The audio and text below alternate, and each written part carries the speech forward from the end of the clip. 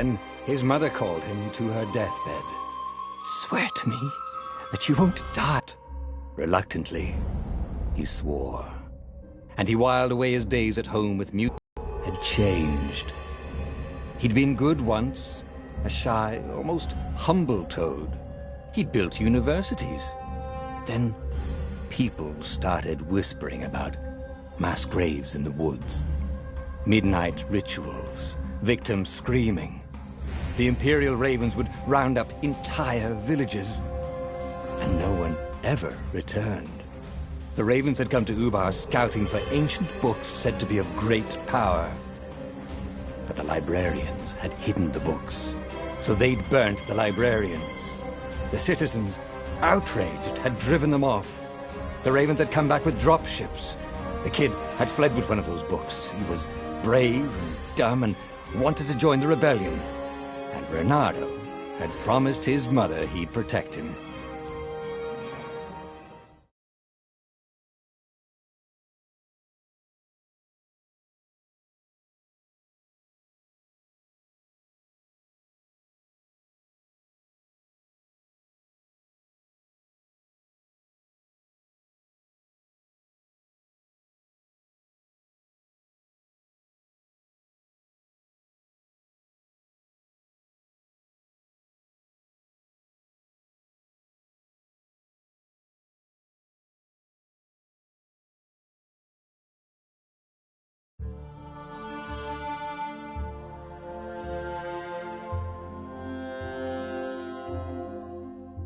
The kid was looking down, watching his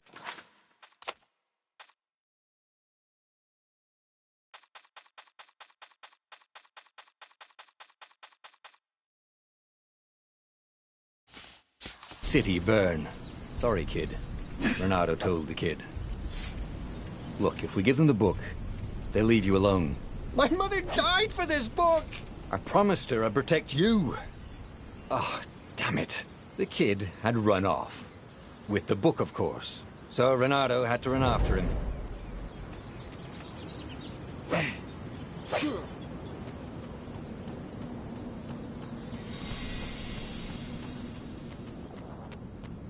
The two Ravens were staring at the kid like he was their dinner, which probably was what was in their tiny brains. "Hey," Bernardo said. They cocked their heads at him. "Pick on someone as ugly as you." Wait, that didn't come out right. "For the Emperor!" The Ravens cawed and rushed at him.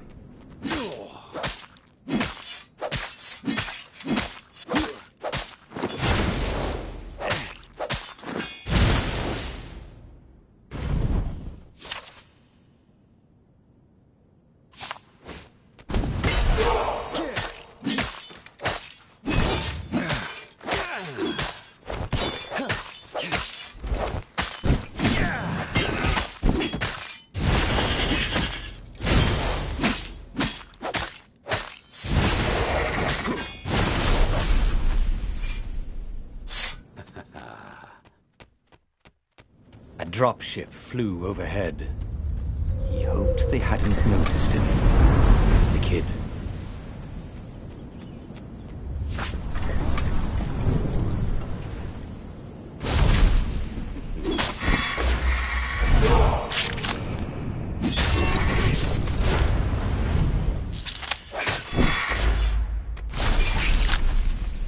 Oh, right.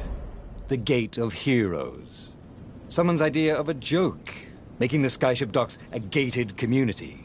You needed a hero's sword to open it. And the kid was on the other side of the gate. Who let you through? Promise me you'll take the book to the rebels. Or I'm gonna steal your ship. I'm not taking that damn book anywhere, and neither are you. Try and stop me, laughed the kid. I bet you don't even have a hero sword. And with that, the kid hopped away. Had to hand it to the kid. He was an idiot, but he had guts. Where was Bernardo going to get a hero sword?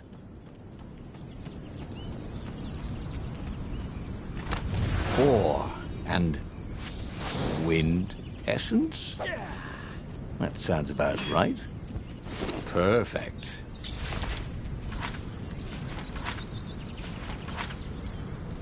Hero Sword. QED.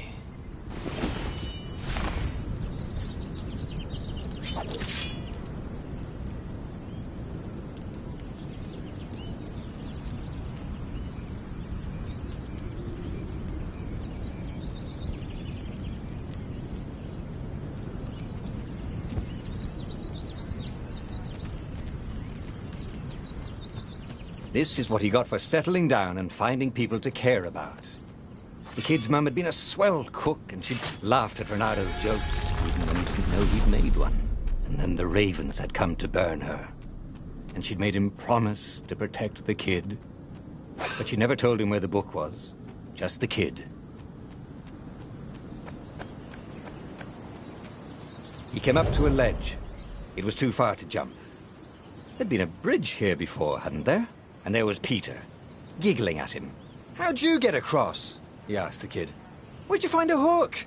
"I hopped," said the kid. Wise-ass kid. "Hey, look out behind you!" "Cute," said Renato. Ah, ravens.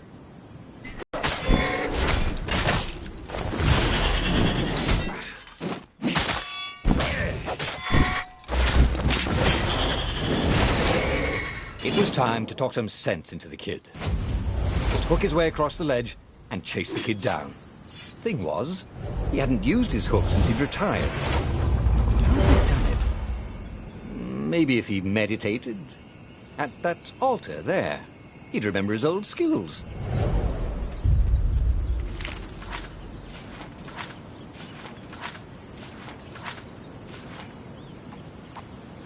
It was starting to come back to him.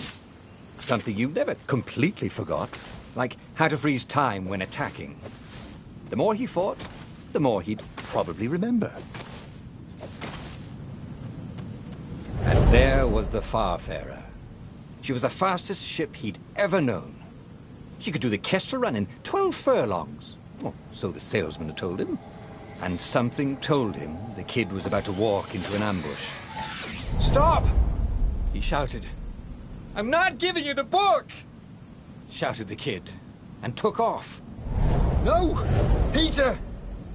But the kid ran for it, and a goggler nailed him with its eye-beam.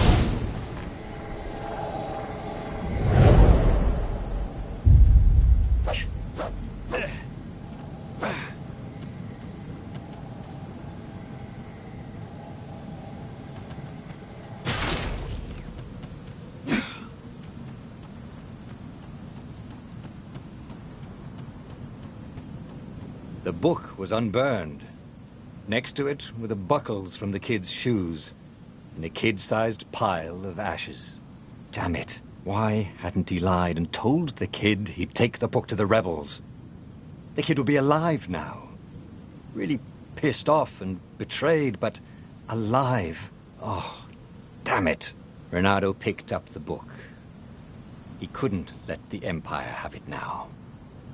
He was going to have to get it out of there. He'd be a wanted man. Probably have to join the rebellion just to have a place to dock. Well, he'd hated home life anyway.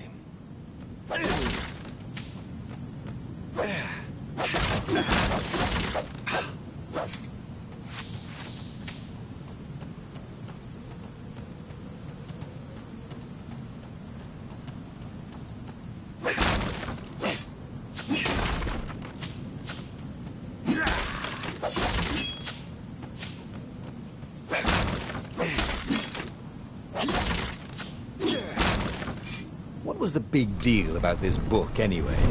Maybe he should open it and find out. All that had been years ago.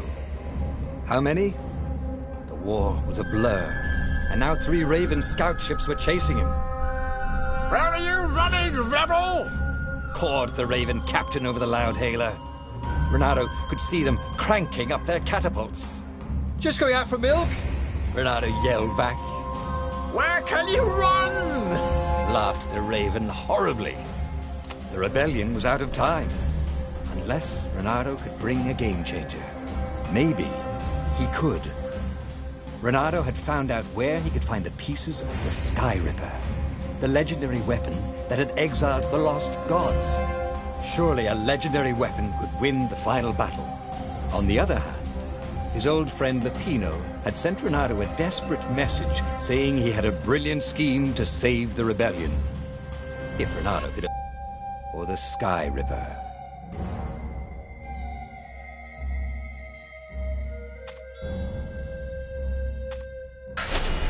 Ah, Lupino.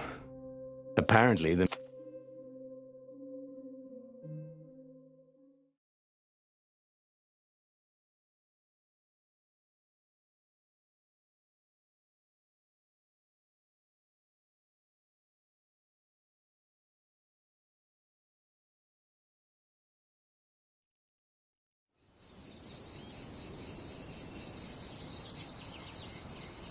Lupino had apparently managed to confuse the judge by arguing that he hadn't actually stolen a winged horse. He'd only sold it. But wait, where was the prison? The village was empty. Had everybody fled the ravens? Renato's blood was up. He just needed to smash something.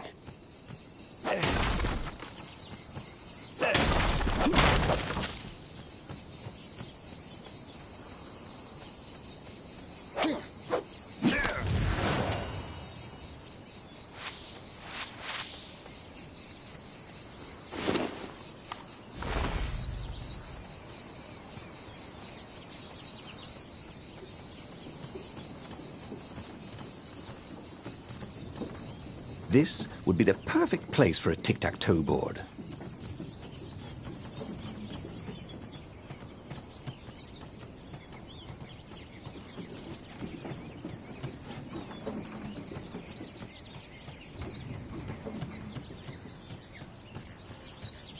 The ravens had taken the town. Renato had seen villages emptied like...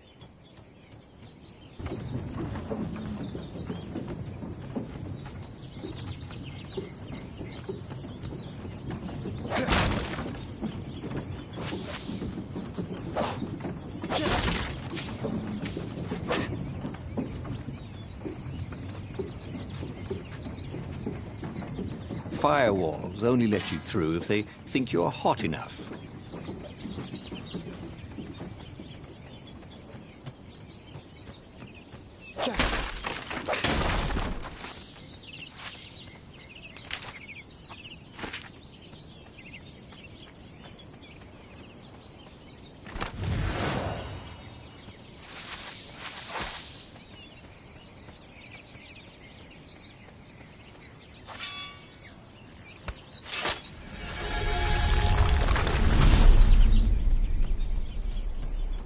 Can't we just agree to disagree? Said Renato.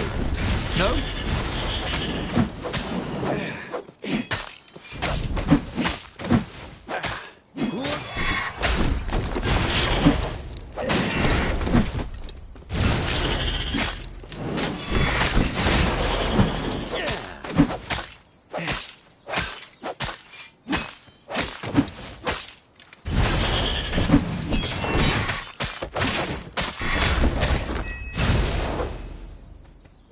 Come over here.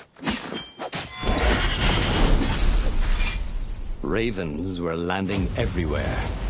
The advance guard. He'd better get moving. If they got to Lupino first, they'd eat him for breakfast.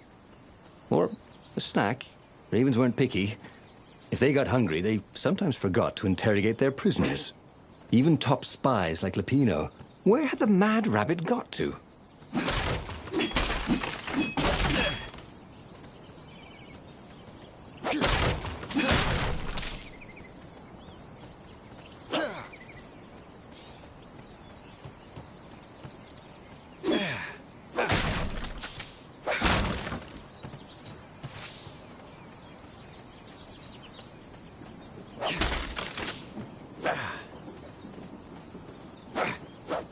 It was good to practice your moves, thought Renato. Keeps you limber.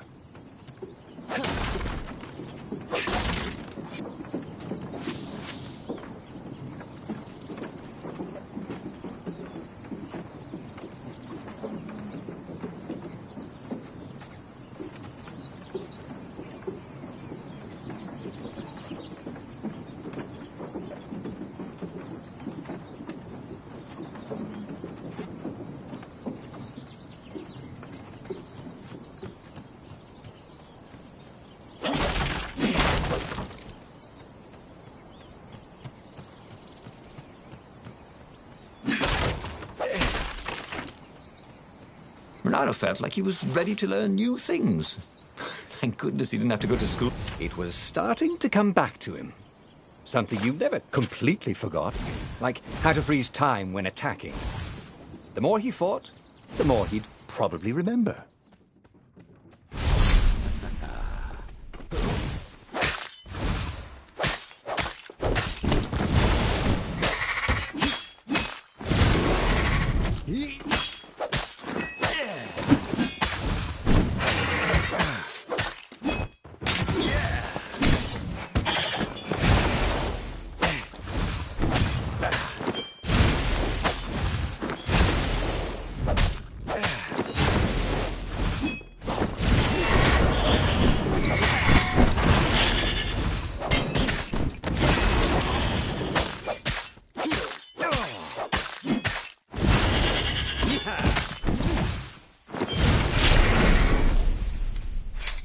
In a swirl of newly remembered knowledge. He needed to focus.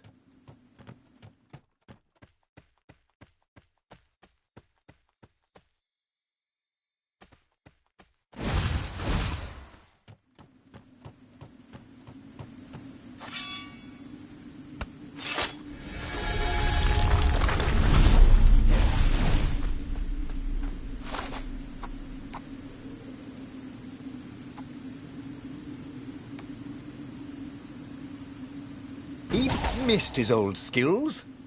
He welcomed them back like he was at a reunion.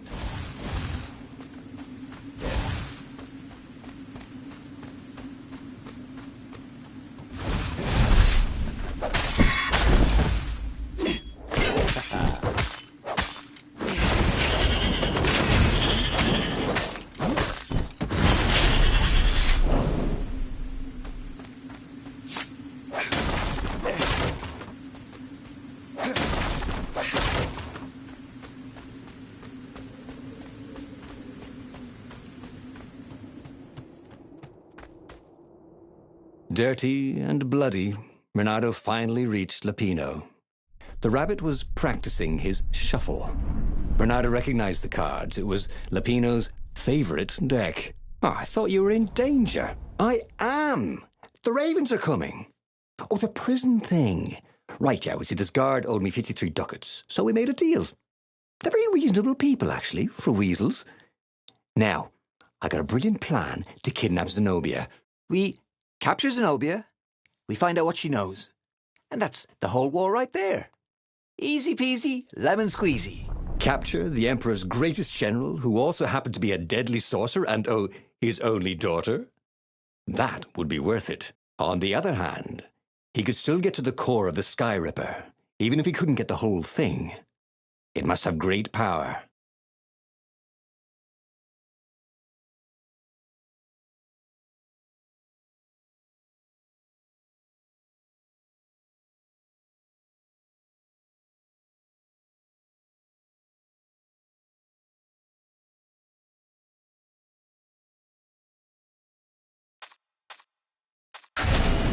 To make the Sky Ripper, the Transcendent Emperor had wrapped an armature around the eye of a god. Bernardo had already let that armature slip away to save Lapino's life. But even its core, the eye torn from a god, surely they could fashion a great weapon from that. The core of the Sky Ripper? Lapino's excited. That's an actual thing that we could just go and get. You've been busy. He sure had. Renato told him all the things he'd been up to. Soon they got to talking about old times, about wages they'd won and lost, and scrapes they'd barely got out of.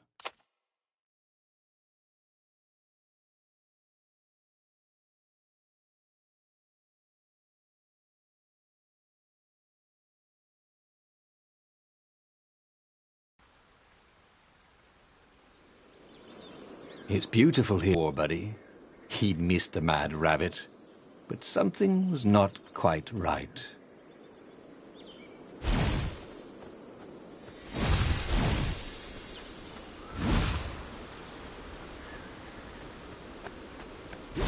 And this is why heroes are called dashing, Renato thought.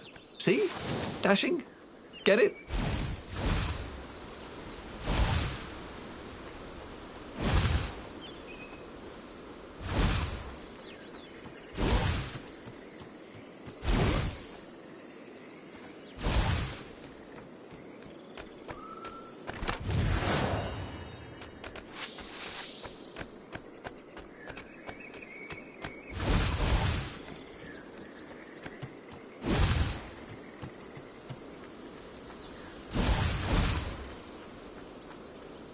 needed bridges anyway?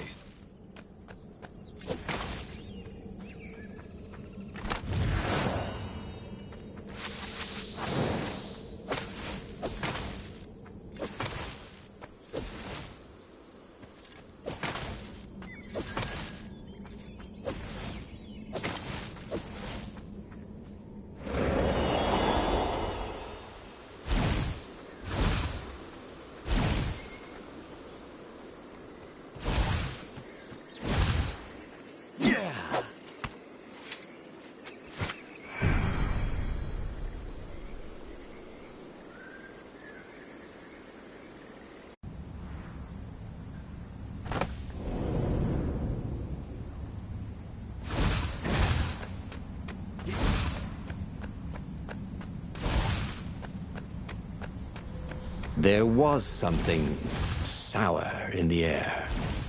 Like the earth had ruptured over something that had been fermenting for a very long time. I wonder what I could make with all these sword crafting materials, thought Renato.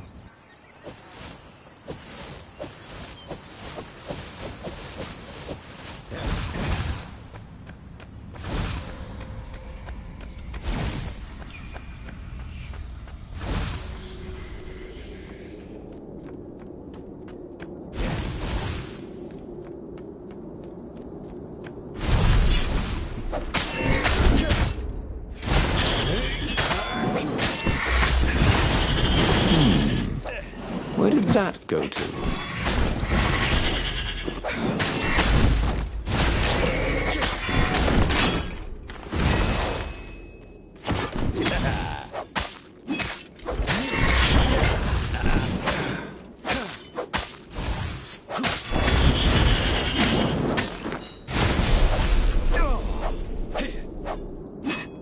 Renato felt wrong all over. He could feel an almost palpable sickness in the air. And if the land could have tumors, they would look like these monstrous crystals. The forest was quieter than it had been. There were insects, a few birds, if you didn't count the ravens. Renato smelled sick animals and dying ones, but no healthy ones. And getting a bad feeling about this, Renato thought. Maybe Lapina was right. Maybe he should have kidnapped Zenobia instead of coming here.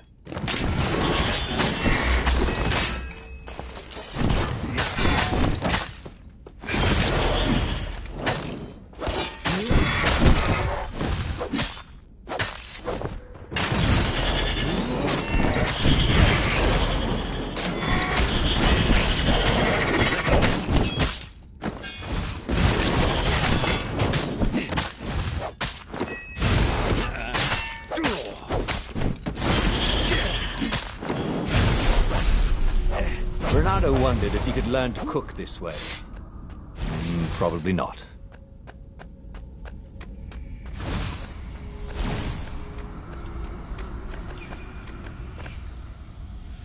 As he held the radiant icosahedron, Renato felt queasy, like dozens of tiny worms were nibbling his insides.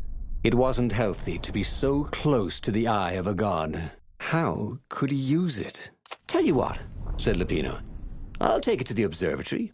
You attack the Imperial outpost. The Imperial outpost was a vital communications node. Taking it could shatter the Empire's ability to coordinate. And it would be full of secret plans and maps and maybe even rebel prisoners. It was a good target for a hero like Renato. But what if Lapino got the core and then broke it or lost it? Or worse? Was Renato ready to take that risk? Maybe it was better if he brought the core to the scientists himself. Trust me, Renato, you won't regret this. I'll treat the core like it was my own baby daughter.